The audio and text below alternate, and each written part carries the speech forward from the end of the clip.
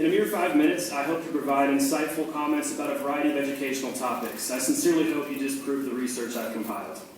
Here's the history of the Common Core. In 2009, the National Governors Association and the Council of Chief State School Officers partnered with Achieve, Inc., a nonprofit that received millions of funding from the Bill and Melinda Gates Foundation. Thus, the initiative seemed to spring from states, when in reality it was contrived by an insular group of educational testing executives with only 2 academic content specialists. Neither specialist approved the final standards, and the English consultant, Dr. Sandra Stotsky, publicly stated she felt the standards left students with an empty skill set, lacking literary knowledge.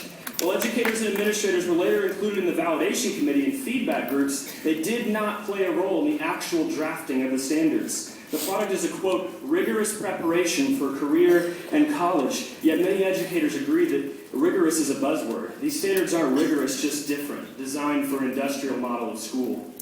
Nevertheless, Common Core emerged. Keep in mind the specific standards were never voted upon by Congress, the Department of Education, state or local governments, yet their implementation was approved by 49 states and territories. The president essentially bribed states into implementation via Race to the Top, offering $4.35 billion taxpayer dollars to participating states, $500 million of which went to Tennessee.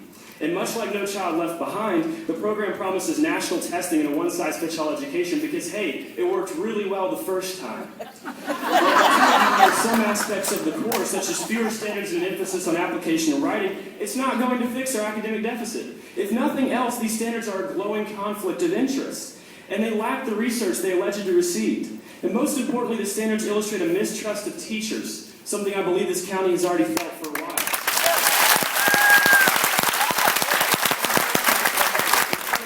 Educators that open my eyes to the joy of learning, and I love them like my family. I respect them entirely, which is why it frustrates me to review the team in Apex evaluation systems. These subjective anxiety producers do more to damage a teacher's self-esteem than you realize.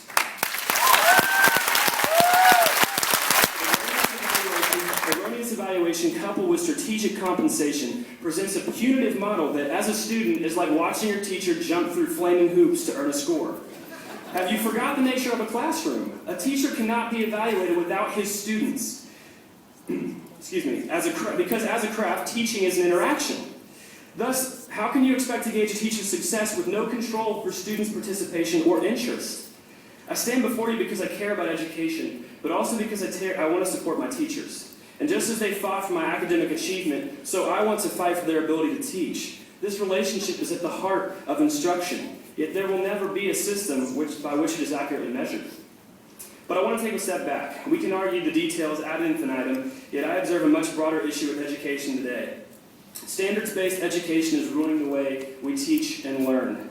Yes, I've already been told by legislators and administrators, Ethan, that's just the way things work. But why? I'm going to answer that question. It's bureaucratic convenience. It works with nuclear reactors. It works with business models. Why can't it work with students? I mean, how convenient calculating exactly who knows what and who needs what. I mean, why don't we just manufacture robots instead of students? They last longer and they always do what they're told. But education is unlike every other bureaucratic institute in our government. The task of teaching is never quantifiable. If everything I learned in high school is a measurable objective, I haven't learned anything. I'd like to repeat that. If everything I learned in high school is a measurable objective, I have not learned anything.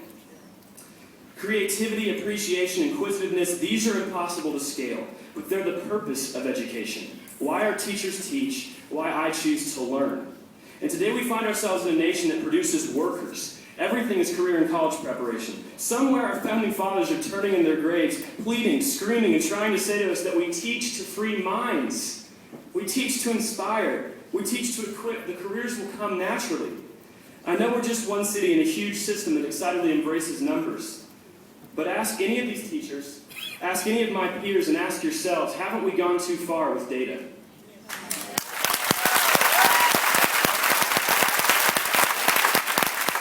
I attended tonight's meetings to share my critiques, but as Benjamin Franklin quipped, any fool can criticize, condemn, and complain, and most fools do. The problems I cite are very real, and I ask only that you hear them out, investigate them, and do not dismiss them as another fool's criticisms. I'll close with a quote of Jane L. Stanford that Dr. McIntyre shared in a recent speech. You have my entire confidence in your ability to do conscientious work to the very best advantage to the students, that they be considered paramount to all and everything else.